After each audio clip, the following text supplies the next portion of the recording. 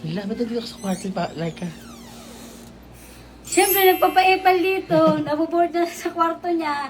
Sobrang papansin dito. Nagpa-practice kasi ako ng ibang mga kanta pa. Naririnig niya ako doon sa kwarto.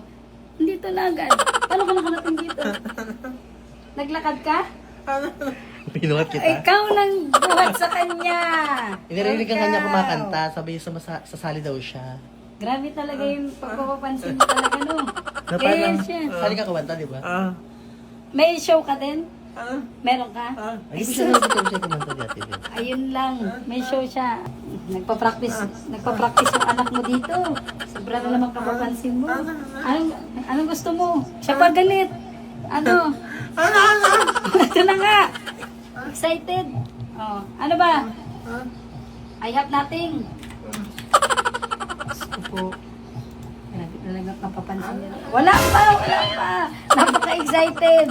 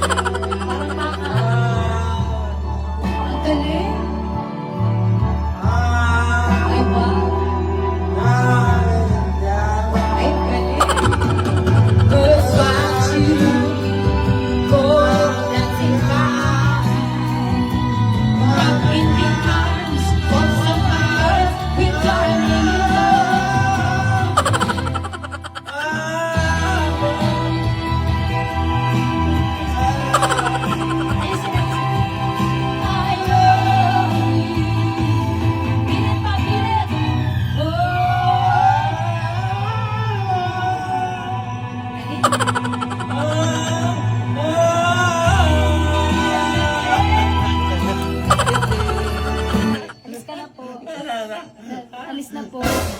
Ano? Ay, kagkakanta pa pala tayo. Ano ba nga kayo? Ay, sasali ka pa pala. Ano? Sasali ka ba pala? Ito na pa, balik na sa kwarto mo. Tuturuan ka niya kumanta. Paano ba? Pinapaalis kita? Ay, sorry. Doon na lang sa kwarto mo.